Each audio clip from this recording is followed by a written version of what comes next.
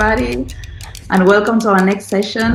My name is Natalia Bulashenko, and I'm Head of Design at Project A. I'm super excited to have Lauren Rhyme joining us today. He started his career discussing with technology leaders like Apple, Google, the MIT, and Qualcomm, selling them AR patents with his first startup. His vision led him then to founding 3 more startups, and he's now the CEO and co-founder of All Creative Technologies.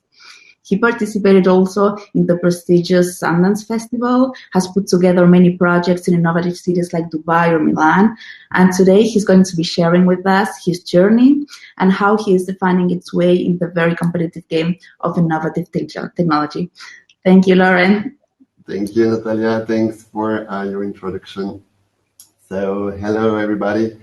Today, as Natalia is saying, we will be talking about creative technology mostly, and I'm very, very excited to be here. It's actually my first time I'll be at the PAKCon Project Day, knowledge conference, and yeah, this is very exciting. I would have loved to be here with you, and it would be even better. But yeah, with this situation, this context, than doing it this way, but I think it's better than nothing. And big up again to the Project A team, and yeah, great. Let's start. Today I want to address the topic of loneliness, and not really the type of loneliness we are maybe feeling right now, but more, let me ask you a question. Have you ever felt this strange feeling of loneliness that when you get a cool idea, or if you think it's a cool idea, but when you want to challenge it by talking to your friends or family or going on Google, then you realize that actually this idea is maybe too original, and you might be even like the first one to have it, and no one had it before you. So it's kind of, okay, is that really a cool idea if no one had it before? Or is it maybe something I'm missing there? Because maybe, there's something wrong and I don't understand what is it. So I want to talk about that today. And so let's start. So my name is Lauren Rhyme. I'm the CEO and co-founder at All Creative Technologies. So in a few words, what we're doing is basically we're using technology and using it in a creative way to try to create innovative real-life experiences to make like technology accessible to almost everyone. So this is kind of the goal of our startup. And when we started like 2 years ago, we had this first time this feeling of loneliness. We are not so many in our market here because we are based in Switzerland, and not so many people are doing that here around us. So we were like, okay, should we really do that, or should we maybe do something else? Why is it so that we are maybe the only one offering that on the market? Maybe there's no demand for that. But then anyway, we decided, okay, we want to go, and because we felt something in our stomachs and decided, let's move forward and let's do it with our passion. And it's only later actually that we got to know Simon Sinek, who was saying during a TEDx talk, it's not what you do which is important, but why you do it. And I think it describes pretty well what we felt at that moment 2 years ago, because we had like this passion inside us, and we knew why we wanted to do that. And more concretely, we were like, okay, we want to bring tangible and ephemeral experiences to people, to make them live really the moments. We are in this world where people like consuming goods all the time, and it's more like, okay, you get maybe 10 seconds on social network and then your visitor is gone. We said the opposite. We said, okay, let's take it easy. Let's make people live and experience very specifically, and let's try to make it this way. We also wanted to enjoy and work more on the human-machine interaction. So normally, as a human, you do go to a machine, and then you do some stuff like to your computer, and you decide to open a browser and stuff. We decided to work on the other way around, having the machine interact with you and notice you even before you noticed it. Like we use sensors, for instance, so you just pass by a machine, a screen or something, it detects you and do some cool interaction with you. Our clients are saying sometimes, it relates to magical experiences. I don't know if it's really a magic trick, but this is kind of cool. This is kind of what drives us today in doing what we do. So as Simon Sinek was saying, this is very important to know why you are doing the things. And If you know why, you will most probably be in line with your vision and with who you are as a unique person. And then if you do it like your own way with your vision, then you gotta trust it first, trust that vision, and dare to be yourself. And then if you do that, you most probably will be doing things with passion. You will love what you do, and by loving what you do, you will be probably like getting an expert on that. So dreaming about it, living about it. I mean, you know, when you're passionate, it's very you will be like thinking about it all day, and then doing things again better, improving quality in the expertise as well. The second good thing about passion is it gets viral. Have you ever talked to someone who is passionate about something? Whatever the topic, he will most probably come to convince you about whatever he is doing that it could be cool, and then you get interested in that as well, and get back to him by asking questions and those kind of stuff. And this is our way of saying, okay, we do something we love, really, we do love it, and then people are willing to join us and dream with us and bring us on amazing adventures. I'm not saying we are doing things right or wrong. I'm just saying this is our way of doing things, and this is our mindset, willing to take those risks and to be willing to actually feel lonely at times, and to just do it our way. And this is, I think, what shaped us today. This way of doing it with our twist, as we call it. We do believe in that, and today I wanted to show you like 4 different examples taken from our experience, our 2 years young experience as a startup in management first, also in business first, management second, third will be creativity, and the fourth one will be about technology. So yeah, let's go. And sorry, I cannot really hear you or like see you, but yeah, I hope you will like it. So let's start. The first twist is, as I said, the business twist. In business, you probably know that because it's more like a business-related conference, but it's good to remind you what is a business model. Business model is very simply put, just the mechanism by which you want to sell something.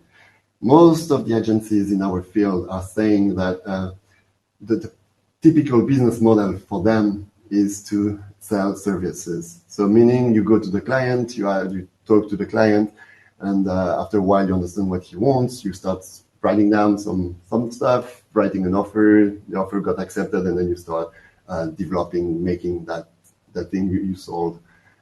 This is a good way of doing that, and we actually do it as well, selling services. But there are other ways of doing things, and one of them is to do productification. This is our twist in this very highly service-related environment. We do want to actually reuse those services and build products out of it. So this is our twist, and the good point about products is that you can, instead of redoing everything from scratch every single time, then you can maybe save on time and maybe on money as well by reusing some core, could be a program, it could be design, it could be whatever. We are reusing some material we already built before. It's very good, as I said, for budget, but as well for time. In terms of timing, we could be very, very quick. If a client is asking us for something for maybe 2 weeks or 3 weeks, we can say yes, because of course we will choose one of these products or something which is already built somehow. But we at least can answer and say something positive, and not bringing this person to something bad or like very simple, but using some high-tech things that were built with someone else, but still it's like high-tech stuff and very cool and very, very magical, as we said before. It gives also like more access to technology because the budget is lower.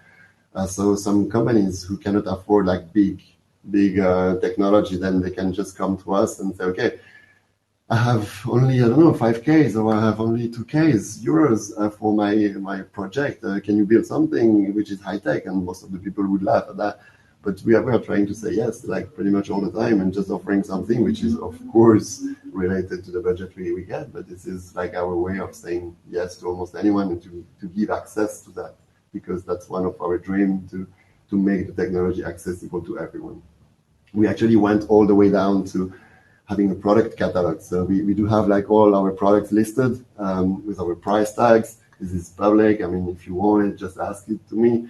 And then you can just see, okay, you get this for this amount of money. Maybe it's a one-day event. Maybe it's for, I don't know, like a trade show. Maybe it's for a virtual conference or whatever. So yeah, this is our way of seeing the thing, and those are the benefits of that.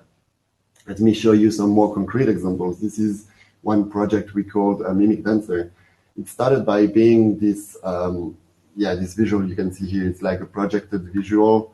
Then you see those lines, and we put a camera, RGB camera, and the people were just passing by this screen and camera, and then the camera was like, okay, there's someone here, or that's the shape, and then we were doing these lines and seeing the shape of the person in front of the screen. Then we made it evolve. This is one good thing about product as well. So you sell it one, maybe the second time you make some adjustment, upgrade it, and then so on and so on, and your project gets more complex and bigger and better and so on. Second, another client came based on those lines related visuals. Then we built something for Dubai. There was an art fair, so it's more artistic, and people wanted to have something more colorful. The client wanted something more colorful, and to use those paints and clouds and those kind of visuals now. Then we moved it to next level. This is now using a screen, not anymore a projection. And we were like really this time trying to shape the person, like to understand the body, the human body in front of the screen, and not just pixels. Using then particles. That was for a company doing stuff for heat and cooling with water. So this was the product we built for them. Same technology, but this time we decided to do a game out of it, so more accessible to family and to kids and so on for a trade show. So same, okay, we can capture the movement of the kid in front of the screen, and he had like to go through balloons and so on. And actually the last one is something which will come in the future. We got like now a mandate by saying we want now to have 3D avatars, and people in front of the screen can just are rigged to those avatars. So meaning if they move the right hand up, then the avatar will move the right hand up as well, and they can really control the movement of the avatar. So this is that was like a very quick example of like a product which was evolved in these 5 or 6 different steps, but it's still to be continued, and we are doing that with all our products. So this is twist number 1. Twist number 2 is about management. In management, we talk about resources to talk about human, and I hate that word, like saying human is a resource. It's terrible, but yeah, that's the way it is. And the question is, what do companies do when they need more resources? They actually, most of them are hiring. So they do hire new people, new collaborators, and because they need this specific knowledge internally and so on. What we are saying is maybe we can do something else, and maybe we can collaborate. And collaboration is really, really, really key to us. We started as very, very small company, and I mean, me and my co-founder Leo Tiama, we were the 2 of us, and that's it. And then people kept asking, oh, what's your how big is your team? And we were like, okay, we are just 2. Okay, cool. But actually the real answer is it depends on the project, because our team, thanks to collaboration, our team is very scalable. So we are 10 to 15 people, I prefer to say, because we do work with freelancers, we do work with schools, we do work with agencies, or even the clients themselves. They might have some resources we don't have internally, and we don't want to have it internally. And then we can have these kind of relations and build our team based on that. Though this has the benefit as well as it allows us to have more fields of expertise through our collaborations. So it could be someone in the event industry, it could be someone doing some great videos, it could be someone which is great in sailing, it could be someone which, I don't know, like any single field. It's also very rich in terms of experiences because gives you like new ways of working. You see different mindset, mentalities, and this is awesome as well for us to work this way. But then people are saying, okay, this is bad money. Collaboration is not always very good because you do give the money to other people, whereas you could actually keep that money inside your own company. To some extent, I do agree with that. But if you think a bit more midterm or long term, I do prefer to think that because you're selecting experts and you're working with different experts, then your project will actually be very good. I mean, this is normally what is it should rely on, and then the client will come back to you more because they will like what you sold them, they will like what the quality of the results, and then they will come back and so. And also, if you do work in collaboration, then you can save, I think, a lot of money because you when you don't have work, like it was the case during the COVID time, for us was not a big deal because we're only two at that moment, and then we had no like big salaries to pay. We were just the two of us. We don't have to pay our partners because they have their own like management and so on, HR internal. So yeah, that's also like good thing of thinking. No, it's not bad money. It's like different ways of seeing like your projects, your approach, and also to maybe save some money at some point. In terms of the market reach is also like very key because if you think about networking, so you are one person connected to another one. And now if you work with this person knows also like other person in his network. And then you get access like second level networking and then third level networking as well. And it opens up a lot of different opportunities. As I said, we worked with different people. We went to Sundance Festival. For those of you who knows, this festival is a pretty good festival actually, founded by Robert Redford, and it's in the US. And then just the two of us, as like when we started the company, it would have never been possible to just go there and do our creative technology stuff there. No, we had to work. We didn't have to, but we worked with someone. Which is a choreographer based in Geneva who got connections to the US. And then that's the way we ended up doing like our augmented reality piece there. We did pretty much the same trick. Like in 2018, we got this mention on the newspaper in the Middle East. We got this fourth place for being the top 10 digital and social campaigns of 2018. In 2018, we started the company. So again, we were just like maybe 2 or 3 months old, but still we could reach the Dubai market by doing collaboration with someone who is locally there, an artist, and then we could work with him and bring him our technology skills and start doing this project together for KFC, which is not a small client either. Then another example is one actually which is very close to most of you guys. It's in Germany. We are now collaborating with artists in Berlin, and these artists are actually doing like this. This is a catwalk, basically, augmented reality catwalk again. And people with these artists, we are just building those characters together, and then we want to showcase this catwalk as being a virtual catwalk, maybe the first ever, and people can just see the guys walking with the phones, like through a medium screen or something. So this is like very, as I said, we do collaborate with anyone, so it creates us like very nice opportunities. So if you guys want to collaborate with us, just come and say hi. Yeah. Now I want to talk about creativity per se. So most of the people in this creative world are complaining because of the lack of creativity in some projects.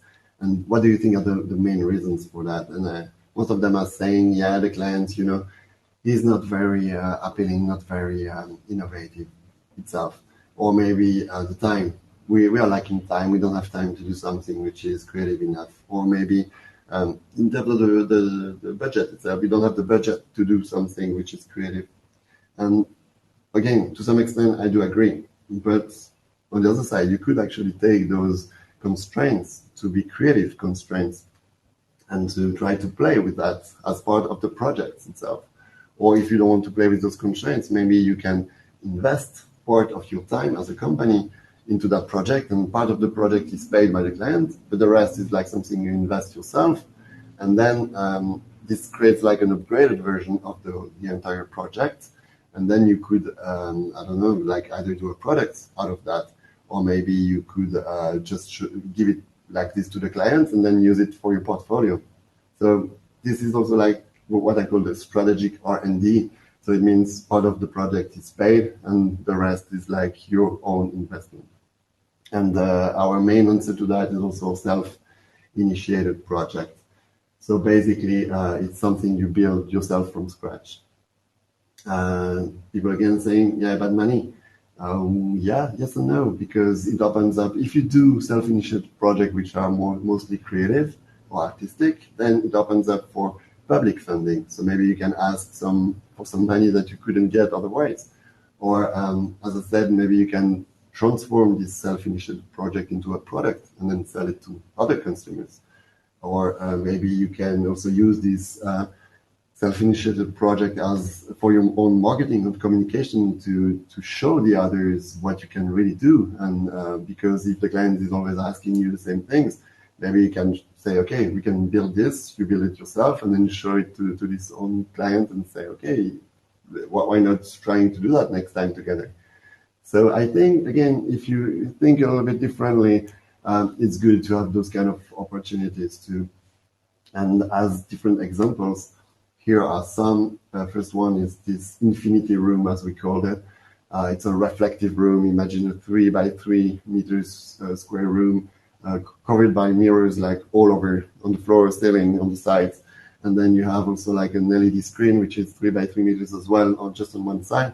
And there's a one-way mirror in front of this LED screen. The light is going this way, and imagine all the reflection all over.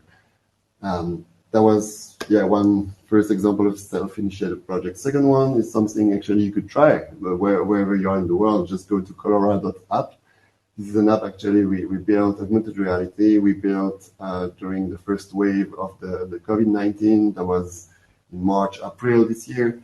And we decided to build this painting tool, like 3D painting tool. So basically you will take your phone and use it as a brush, which you can just move it around in the air, and that will draw something. The goal was to have people draw stuff wherever they are in the world and draw the paintings and do something collaborative during the lockdown.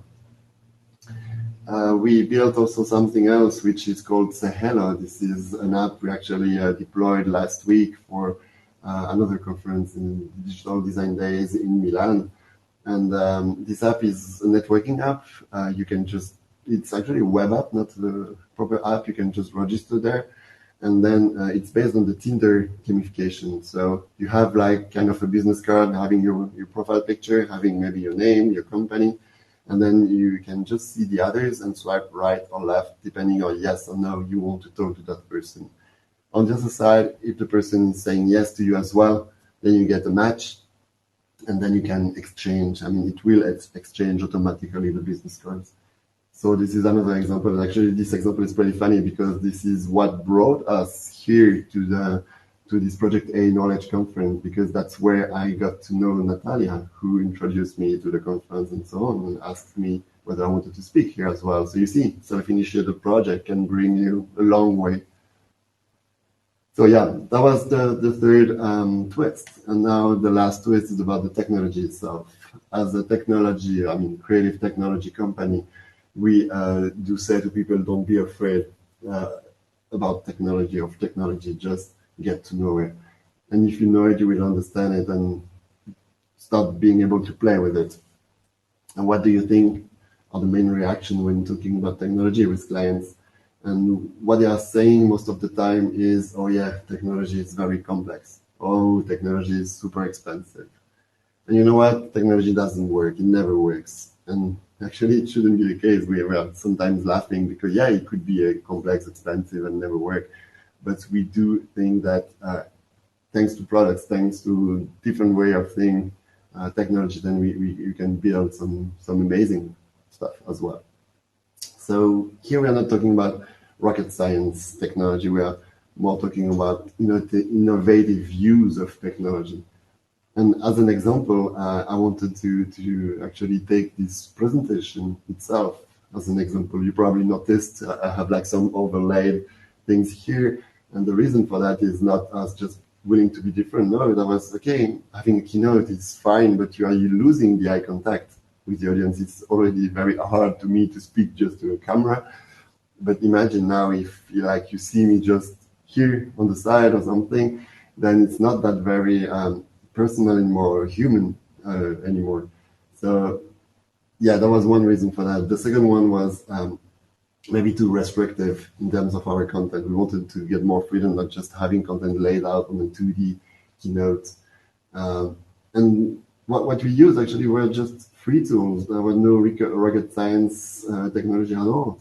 And we had a lot of fun actually building that. It's not, okay, building just a keynote presentation, one more and so on. It was, we are doing something which is special, and we are kind of doing R&D while doing this presentation. And actually this presentation now turns out to be next step for a product for ourselves. So now we want to give others the opportunity to do this kind of presentation, having this kind of cool, different way of displaying animated content.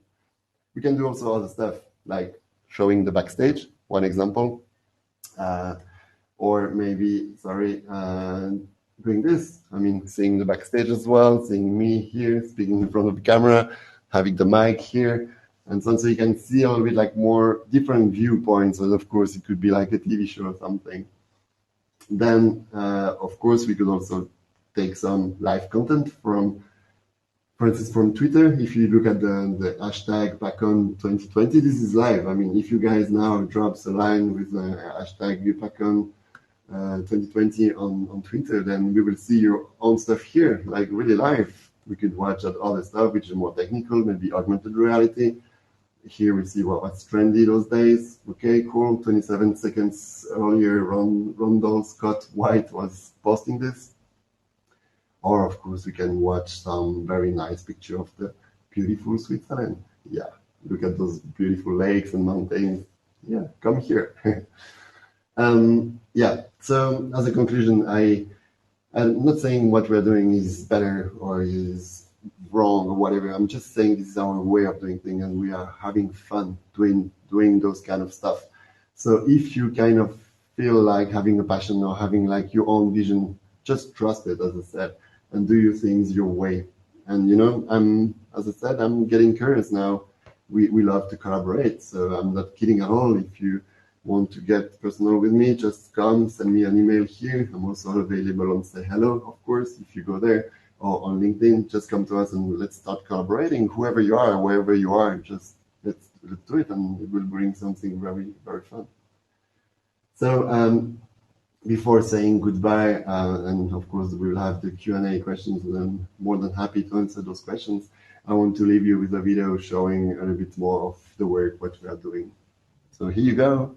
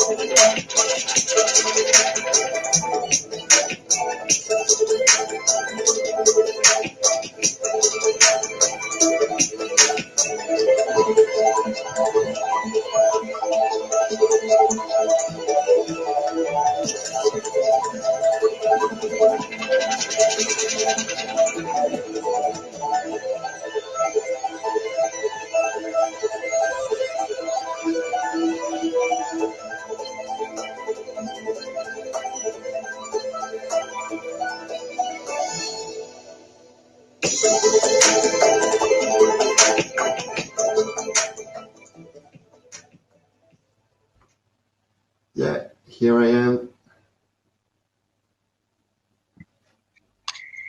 Hi. Wow, thank you so much, Lauren. That was amazing. Especially when you started switching cameras and showing the backstage, that was mind blowing for me. Yeah, so now you know everything about me, right? Like you see our you see our office and everything. Yeah, we were checking all the details, how your office looks like. And Yeah. actually, there is a lot of appreciation coming from the chat because of the presentation you were showing. And actually, your co-founder already answered the question about how you did it. He mentioned OBS. I don't know that. And I don't know if you want to say maybe something else about this. Yeah, basically OBS, for the ones who don't know it, it's a free open source tool that is used mostly for streaming purpose.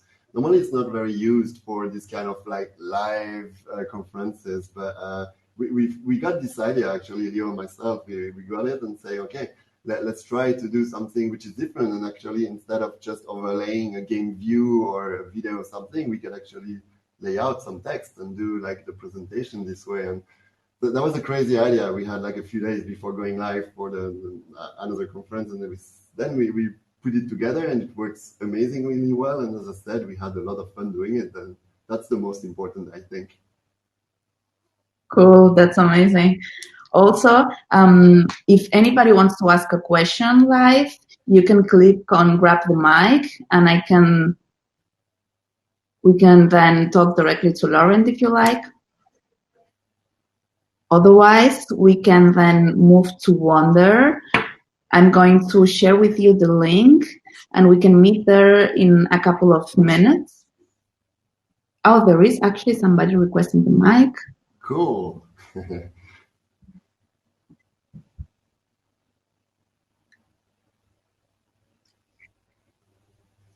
So here we go. Thanks for the presentation. And especially the OBS insight. It's amazing what you did with the tool. You're very passion driven in whatever you do. So how do you handle a client request which is kind of either standard or not as passionate evoking? So do you make it? How do you handle it? Yeah.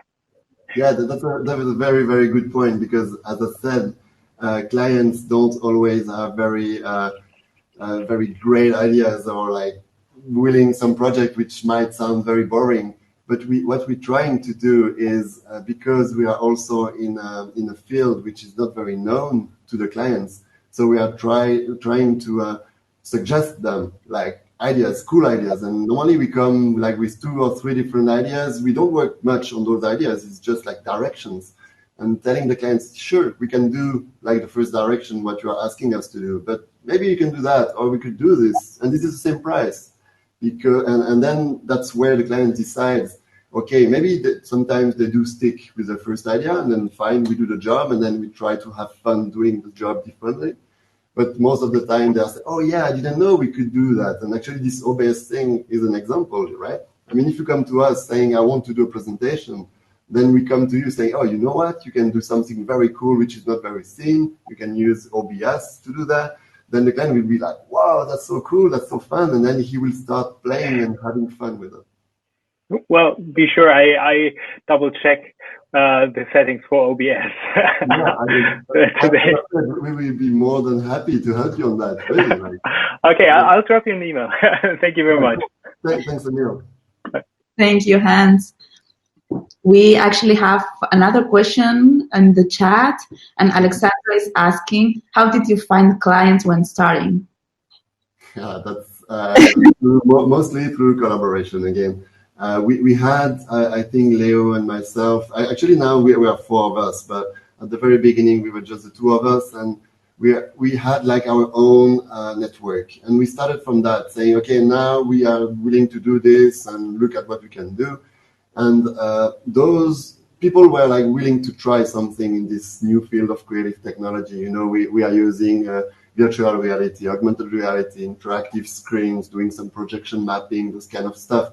So it's kind of very sexy as well. And people were at the very beginning a little bit shy, and then we did like some partnerships. We built something, maybe not very well paid at the very, very beginning, but it didn't matter. That was more like you need to start somewhere, I think, and just talk to your friends, to your family, talk to people you know from your past job or so on. And the more you do the best job you can. This is, I think, the most important advice I can give today. Quality is like everything. If you do build something, as I said, if you invest a little bit more time, even if it's not paid, doesn't matter, because that will come back to you as a boomerang. And I think this is the most powerful way of doing business development.